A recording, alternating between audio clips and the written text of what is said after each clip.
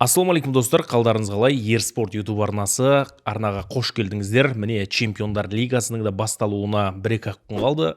Тағы да сол 2-3 күн ұйықтамайтын түндер басталады. Өйткені сұрапыл ойындар, бұл дегеніміз мынау жалпы кезең аяқталуға аз ғана қалды. Сондықтан да командалар қазір жан таласып, дым көрмегендей барлығы ұпай алуға тырысып, плей-офф кезеңіне шығып кеткісі келеді. Ендеше сейсенбі күні қандай ойындар бар? Біз бүгінгі шығарылымызда осы матчтарға шолу жасап, өз мнениемізді айтып, біраз талқылап көреміз. Ендеше Ерспорт YouTube арнасы каналға тіркеліп қойыңыздар, лайк басыңыздар, коммент жазыңыздар, сәл саусақпен жұмыс істеп жеріңіздер. Кеттік.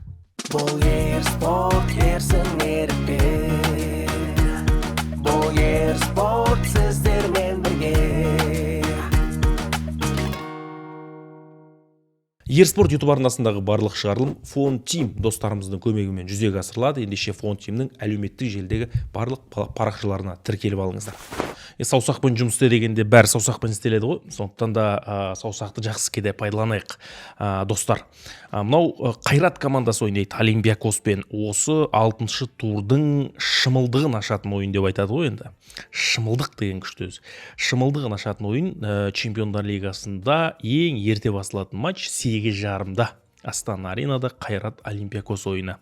Қайрат командасы ешқандай ойын практикасынсыз келейін деп тұр. Өйткені бізде чемпионат әлде қашан бітіп қойған. Бұл Олимпиакос үшін енді нағыз бір, қалай айтсам болады, ұпай аламыз, жеңеміз деп бір 100% фаворит болып келіп отырған ойын. Енді 100% фаворит бұл еуропалық, сонымен қатар грекиялық эксперттердің мнениесі деп айталам.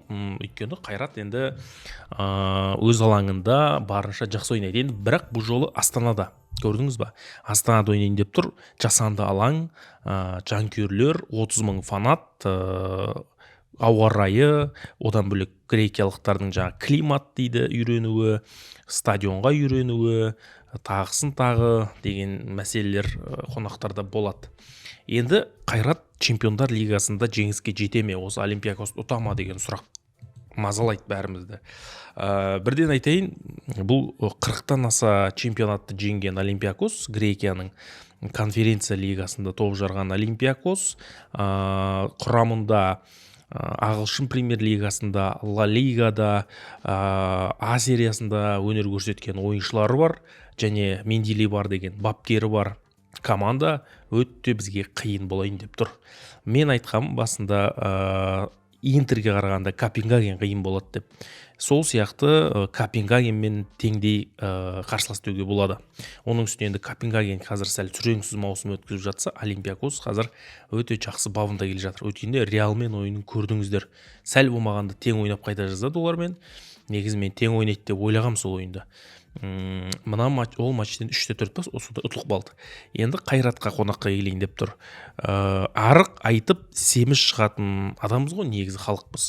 Мен бұл ойында тең нәтиже тіркелеме деп бір ойланып отырмын. Фон Тимға түсіп келдім. О жақта мен Олимпиакос ұтып кетеді-ау деп бір ой айтқам. Сосын үйге келіп, ойланып, біраз асықпай ойласам, мен өзімнің каналымда негізі сапалы нәрселер айтамын ғой негізі. Сондықтан да осы Қайрат Олимпиакоспен бір 2-де ойнақ балама деген бір ой болып тұр. Негіз өткен мынау не деген Айдар бар ғой, Айдар деген не ол? Ернар Айдар. Айдар деген бұл осы не деген бір жоба осы Ерспорттың ішіндегі. Матчтарға талқылайсың, жаңағыдай мнение айтасың. Сонда өткен матчтарда біразын жақсы айтқам мен. Көре алмайтындар сол дұрыс емес айтқандарды ғана қиып тиктокқа салады да, футболды тереңнен түсінетін, футболдың жілігін шағып майын ішетін жігіттер, мына ерсін сезіпті ғой деп біраз рахметін айтып отыр. Сенбесеңдер, Инстаграмда кәдімгідей дайректке жазып жіберген көбісі. Ырса болып қалдым. Олар ақша қойып өйтіп жатқан жоқ, просто молодец, сезіпсің дегендей. Мынау мұрын деген сезіп тұр жақсы. Мұрындан шығады, айтпақшы, тамағым ауырып 3 күн болды ма, ангина ісіп, ойбой, эфирге шыға алмай қалдым, сөйлей алмай қалдым. Мынау ісіп кетті. Салқын су ше берген соң дым көрмегендей. Қазір міне жылы су үйде жылы суға ештеңе жетпейді екен. Салқын енді өмір ішпейтін болдым. Дыбыс шықпай қалды. Кеше анау әлем чемпионатының жеребьевкасын осылай бір түсірем деп ойлағам, шама келмеді. Кәдімгідей сыбырлақ қалдық қой. Сондай жағдай. Бүгін бас көтеріп кішкене нормально отырық. Сондықтан да қазір енді видео түсіріп отырмын. Сол біраз рахметін айтып жіберді жігіттер. Рахмет. Мына матчта енді біразын тура айтып көреміз енді. Тура айтпасам, ол да мүмкін. Мен енді Ванга емеспін ғой, әулие емеспін. Сондықтан менің бұл ойым, мнением, сіз мнениеңіз болса, мнениеңіз миыңызға сыймай жатса, онда тегін комментарий жазатын тұр ғой жолақтар, соған жазыңыз. Өткенде Дидар деген жігіт жақсы жазып жүріпті. Біраз матчтарды дәл тауыпты, мен көрдім. Сосын Азамат деген жігіт анау кімдің Пафос пен Монако тең ойнайтын жазып жүріпті. Алдын ала жазып жүріпті. Мен андай деп ойлаған жоқпын негізі. Сондай мнениелер бар екен. Мына ойында 2-2 деген есеп тіркеледі деп ойлап тұрмын. Шамамен. Енді сіз ойыңызды комментарий жазыңыз. Бірақ Қайратта көрдіңіз ба, анау Дастан Сәтбаев ойнамайды ғой. Соған қарағанда мынау шабуылда Эдмилсон мен Рикардиньо біраз нәрсені бітіретін шығар енді. Не бітіреді? Рикардиньо осындай кезде шаппағанда атасының басына жаба ма? Осындай кезде ойнау керек қой енді ол жігітке. Көрсету керек, келесі жылы қала ма, қамай ма белгісіз. Тек қана Шерхан Қалмырзамен билей бермей, мына ойынына гол соғып, сол Шерханды шақырып поляның жиегінде көрсетші сол биді. Мен соны инстаграмға сақ қояйын. Сол биді мен билеп берейін. Мен бейім ешкімге керек емес, бірақ енді керек адамдарға билеп бересің да. 4-5 фанат болса да. Сондықтан да осы ойында мен сол Рикардиньодан гол күтем. Дастан неге ойнамайды деген сұраққа жауап бере салайын. Енді бүкіл адам оны білу міндетті емес. Футболды арасында көретіндер бар. Дастан өткенде сарғағаз қалды. Сарғағаз. Сондықтан да осының алдындағы ойында сарғағаз алғанына байланысты сарғағаздар жиналып қалды да, перебор жолтық карточек деген бар чемпиондар лигасында. Сол бір матч өткізеді. Енді осы ойынды өткізіп, келесі Брюгге, Арсенал сияқты ойындарға дайын болады. Сондықтан да бұл ойын Дастан өткізбейді, емделеді. Міне, оның кіші микро жарақаты бар. Оны өздеріңізді білесіздер. Сондықтан да Қайрат Олимпиакос 2-2 есеп тіркеледі деп ойлаймын. Бұл матч Астана Арена стадионында өтеді. Ауа райының қолайсыздығына байланысты Қайратта Алматыда бұл матч өтпейді. Алматылықтардың өкінішіне орай, астаналықтардың бағына қарай. Міне осындай жағдай. Күшті айттым ғой деймін. Олимпиакос деген бұл қарасаңыз, мынау Поденсе деген ойыншы бар. Олимпиакос командасында Марокко ұлттық құрамасында ойнайтын шабуылшы бар. Эль Каби деген өзі өткенде Реалға да гол соққан, соңғы 4 матчта 6 гол соғып сөйтіп жүріп іріп жүрген адам. Оның үстінде мынау командада 27 нөмірдегі Стрефеца дейтін бразилиялық бар. Ол да өте қауіпті. Кеше ғана Ювентуста жүрген Мехти Тареми ойнайды бұл командада. Қалай енді Мартинш кезінде Спортингте жасындай жарқыраған ойыншы. Осындай жігіттер ойнайтын Олимпиакос оңай болмайды. Соны айтайын. Сондықтан 2-2 деген есепмен мен кәдімгідей бір тәуекел жасап, сондай бір сеніп айтып отырмын. Мынандай командамен неше ойнаса Қайрат, онда мен ырзамын Қайратқа. Ырзамын. Жеңу енді білмеймін қаншалықты. Сәтбаев болса айтатын едім, Сәтбаев 2 гол соғады жеңеді деп, бірақ Дастансыз өте қиын болады бұл ойын. Жақсы, енді Қайрат матчын айтып өттік. Енді Қайратта қазір тоқталатын бір проблемалар жоқ. Енді Офри Арат жоқ, Дастан Сәтбаев жоқ, Мартинович алаңға оралу керек, Мата ойнау керек, Тапалов ойнау керек. Орталық алаңда Қасаболатпен енді Глазер ойнайтын шығар. Басқа кім ойнайды енді бұл жерде? Тапаловты ортаға қойып, мына жаққа Мрынский шығарама, енді оны Оразбақ дейін бапкер өзі алдағы уақытта шеше жатар. Бірақ енді Хромыко өзінің жиһазы емес, өзінің нағыз футболшы екенін осы ойында дәлелдесін деп ойлаймын. Және Жоржиньо да гол соқпағанына біраз жылдың 100 болды. Сондықтан да Жоржиньоның да голы бұл ойында маңызды.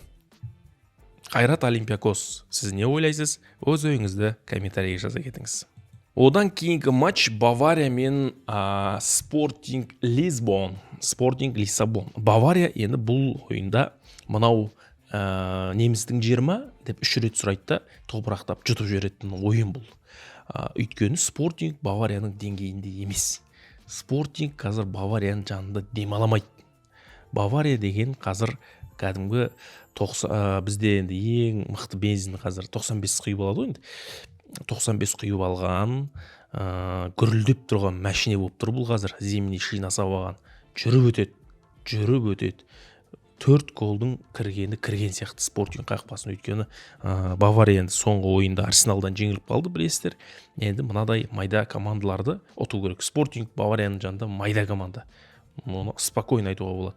4-1 деген есеп болатын шығар примерно. Өйткені Спортингті жанталасып жүріп 1 гол ұрып кетеді. 4 гол соққаннан кейін Бавария расслабон болады, кішкене босаңсық болады. Сондай бір әлсіз тұстары қорғаныста болып қалады. Соны Спортинг пайдалану керек. Енді Бавария бұл ойында жеңбесе білмеймін. Басқа қай ойында жеңеді. Соңғы ойынын көрдіңіздер ме? Баварияның не істегенін. Бұлар адам аяуды білмей ұмытып қалған ғой. 1 гол соқса көздері қанталап кәндей кетіп қалады. Мысалы, соңғы ойында Бавария Штутгартты 5-0 жеңді. Оның алдында кубокта Унионды 3-2 жеңіпті. Санкт-Паулиді 3-1 жеңген. Енді Арсеналдан оңбай ұтылып қалды 3-1. Ал мынау Спортинг деген Бенфикамен тең ойнады, басқа ойындардың бәрін жеңіп келе жатыр. 2009 жылы соңғы рет ойнаған екі команда, сонда Бавария не істеген? 7-1 қылған ғой. Оның алдында 5-0 қылған. Сол 2009 өте ауыр жыл болған екен Спортинг үшін Бавариямен ойында. 2 матчта олар 12-1 есебімен жеңіліп қалған. Сондықтан 7-1 болмаса да 4-1 деген есепті беріп отырмын осы ойынға. Бердім ба? Бердім. Нанға баратқам негіз. Үшінші матч бұл Аталанта мен Челси арасындағы кездесу. Челси командасы қазір енді соңғы ойында ағылшын премьер лигасында Лидстан жеңіліп қалды. Кешегі ойында олар Борнмутпен тең ойнады. Ал чемпиондар лигасында Барселонаны 3-0 есебімен жеңді. Челси қазір мықты. Кайседо осы ойында келеді командаға. 7-ші орында 10 ұпайы бар. Чотам. 7-ші орыннан түспеу керек Челсиға. Шама келгенше ләже болса көтерілу керек. Сондықтан да бұл жолғы ойын бұл Аталанта командасымен. Аталанта 10-ші орында келе жатыр. 10 ұпайы бар, Челсида да 10 ұпайы бар. Міне қандай тамаша. Аталанта Айнтрахтты жеңген, Марсель үндемей жүріп, бұлар да 10 орынға кіріп апты негіз. Жағдайы Барсадан жақсы, жағдайы Ливерпульдан жақсы. Жағдайы Ювентустан жақсы оналардың. Наполидан жақсы. Тоттенхэм. Біразынан жақсы екен. Қайраттан жақсы. Сондықтан да Аталанта командасы Челсиді қабылдайды. Енді екі команда қазір салыстыруға келетінде емес. Аталанта енді чемпиондар лигасында 10-ші орында келе жатқанымен, бірақ Челси бұл Челси. Биылғы Челси маған ұнайды. Биылғы Челси сапында маған ұнайтын футболшы сол Кайседо. Биылғы маусымда Челси сапында ойнайтын ұнап жүрген маған Кукурелия. Сол сияқты шашымды өсіріп алайын десем, ол шаш маған жараспайды. Әйтпесе тәуекел деп өсіретін ем. Бірақ еще ондай жастан өтіп кеттім аз. 30-дан асқаннан кейін ондайлар қызық емес болып қалады екен. Баяғыда бала кезінде Роналдо сияқты бразилец на жерме кекіл қойғам. Бәрі күлген, о фотомда бар, бірақ таппай қалдым бас. Сондай бір нелер болатын. Криштиану Роналдудың прическасын жасайтынмын. Ой, кетіп қалған. Дима Вилланың прическасын жасап алатын ғой, мынаған дейін өзіріп. Сондай бір еліктеушілік болған ғой баяғыда бала кезде. Бала кезде дегенде былтыр десең бе. Сондықтан да Кукурелияның ойыны өте мықты. Кайседоға өзім түрімді ұқсап тұр негізі. Сәл қаралаумын, шашты тықырлап тастауға болады. Просто сәл әдемірекпін енді. Мен түрімді онша емес қыламаймын. Одан сәл әдемі сүйкімдірекпін. Бірақ соған қараған сәл ойынымыз келеді дей салайын. Челси 3-1 есебімен ұтады. Мен өзім неменен точно счет айтуға тырысам. Өйткені біреуін дәл тапсам, бүкіл елге мақтанам. Достарыма мақтанам. Осы видеоны кесіп алам да, мені көрдің бе деп. Дұрыс айтпай қалсам, ешкімге көрсетпеймін. Сондай бір оңбаған адам десең бе. Сол айналамда адамдарға көрсетемін ғой, сондай точно счет айтып қалсам. Бірақ енді негізі мынау 3-1 дегеннен примерно осы екі команда гол соғуы мүмкін 3-1 немесе бірінші таймда Челси гол соғады, өйткені 3 голдың 3-ін олар екінші таймда мүмкін емес дегендерді қорытуға болады негізі. Примерно Челси жеңіп 3-1 есебі тіркеледі деп ойлап тұрмын осы ойында. Өйткені Челси биыл маған ұнап тұр. Челсидің ұнағаны, Әлімжанның ұнағаны, Челсидің ұнағаны. Енді Интер командасы Ливерпульмен ойнайды екен. Өтте сұрапыл матч. Өтте бір қиян кескі ойын. Неге дейсіз ғой? Өйткені Интер деген команда өз алаңында Ливерпульді қабылдайды. Ливерпуль деген Арне Слоттың командасы соңғы ойында Лидспен тең ойнады. Өзі бұлар Чемпиондар лигасында PSV командасынан ұтылып қалды. 4-1 есебі тіркелді өз алаңында. Ал Интер командасы болса Атлетико Мадридтен жеңілді. Екеуі де жеңіліп без настроения келе жатыр бұл ойынға. Енді бұл матчта Интер өз алаңында неге Ливерпульді жеңбейді деген менде заңды сұрақ туындайды. Заңды сұрақ. Жаңа фонтимда мен Интер жеңеді деп отырмын. Мына жаққа келіп Ливерпуль жеңеді десем, сонда мен екі сөйлегенім өлгенім ғой. Ой, өлмей ақта қойық, екі сөйлемей ақта қойық. Интер жеңеді. Неге? Интер жеңеді деп мен қол қойып айтамаймын. Бәрі мүмкін. Тең ойнай салады. Бұлар не істеп жатқанын білмейді ғой. Қызылға қыз бола ма? Бірақ бұл жерде Интер әлде қайда өз алаңда басымырақ қой. Ливерпульда қазір шаңырақ шайқалған, Салах кішкене сөйлей бастаған, ренжи бастаған, бас бапкермен кикілжің бар, соңғы ойындарда шықпай қалған. Ливерпульдан Салах кетсе, онда білмеймін не болатын бұл командада. Сондықтан да мен Интер осы ойында бір осы сәтсіздікті пайдаланып кете ме деп ойлап тұрмын. Осы ойыма қалай қарайсыздар? Өз ойыңызды жазыңыздар. Менің ойымша 1-2 есебімен Интер жеңетін шығар. Тоттенхэм Славия деген ойын өйтіп дейтіндей матч емес. Өйткені түсініксіз футбол ойнайтын Славия, жартылай түсінікті ойнайтын Тоттенхэм. Бірақ бұл ойында Тоттенхэм Славияның сол түсініксіз футболымен қосып бычытқып бұл команданы буып қағазға сыртын салафанмен пакет қап бәрін жауып сол жаққа қарай лақтырады деп ойлап тұрмын. 3-0 деген есеп болмаса маған кеңіз. Неге бұл ойында 3-0 болмайды? Неге болмайды? Айтыңыздаршы, неге болмайды? Болады. Әлбетте болады, өйткені Тоттенхэмге қазір ұпай керек. Тоттенхэмге қазір гол керек. Мысалы, мына жерде турнир кестесінде Тоттенхэм командасы Тоттенхэм 16-шы орында 8 ұпай. Осыны жеңіп кетсе, фук деп жоғары кетеді, 6-шы орынға кетіп қалуға болады деген, мысалы, аналар ұтпаса енді. Тоттенхэм соңғы ойында PSG-дан 5-3 жеңіліп қалған ғой, сол 3 голды мына жаққа соқса, олар 5 гол соғамайды. Сондықтан да Тоттенхэмде осы жолы шанс көбірек. Шансты Тоттенхэм жібермеу керек. Енді Барселонаға келейік. Барселона командасы Айнтрахтпен ойнайды. Кеше Бетиспен ойынын көрдім Барселонаның. Барсаның ойыны қазір кәдімгі аяушылық сезімсіз ойын болып жатыр ғой. Бетисті кеше бірінші таймның өзінде патыр-пұттыр, хет-триктар, голдар аяп кеттім Бетисті. Мен Барселонаның осы ойынын кеше көргеніме қуандым. Сосын кеше осы ойынды көріп, неғып ұйықтамадым деген өкініш те болған жоқ. Және Реалдың ойынын көргім келмей қала жаздадым мына ойынын көріп. Сондай керемет. Барселонаның фанаттарын құттықтаймын. Барселонаның фанаттарына бір фанаттар үшін қуанып қалдым. Өзімді сәл Барселонаның фанаты сезініп қалдым. Риза болдым. Осы ойында Айнтрахтты бір 3-0 есебімен жеңсе, сол да жетеді ғой негізі Барселонаға 3-0. Ферран Торрестің өзі хет-трик жасап барып ұйықтай салады ғой мына ойында. Сондықтан да 3-0 Барселона Айнтрахтты жеңіп кетуі керек мына матчта. Монако Галатасарай бұл ойынды мен көрмеймін. Қызық емес ойын. 0-0, 1-1 деген есеп болады. Өйткені Галатасарайда сондай скучный футбол ойнайды. Мықтылар жинап алған, бірақ қатырып ойнайтын дымы жоқ. Монакода тура солай. Екеуі қалай айтсам, екі жарты бір гол. Екі жарты 1 деген әңгіме ғой негіз. Екі жарты 1-1 деген ойын ғой бұл. Бір жарты әкеш деген әңгіме бар ғой негіз. Баяғыда үлкен ағалардың айтатын, сондай деп қоймаңдар. Екі жарты 1-1 гол. Сондай ойын сияқты 1-1 деген есеп болады сияқты мына жерде. Галатасарайдың да жеңісіне сенім жоқ, Монаконың да жеңісіне сенім жоқ. Екеуі де түсініксіз ойын. Кім ойнап жатыр бұларда? Галатасарайдың ана құрамымен қазір 1-ші орын, 2-ші орын, 3-ші орын, үздік 8-дікте болу керек қой. Бұлар болса қазір не істеп жүргені түсініксіз. Галатасарай 14-ші орында жүр. Ал анау қарсыласы Монако 23-ші орында.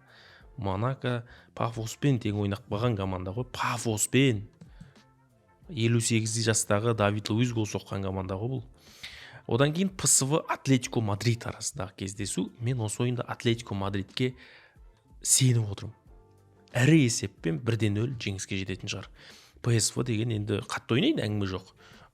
Өткенде енді ПСВ-ның ойынын көрдік та.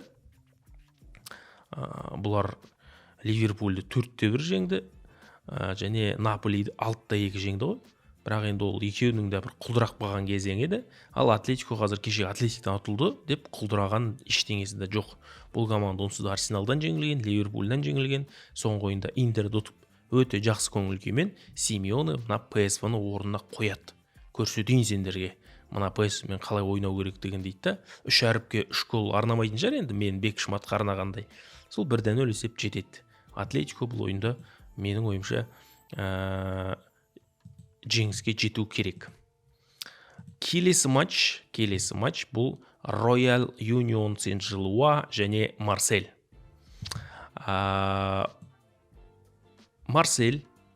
Марсель бұл гол соғатын команда.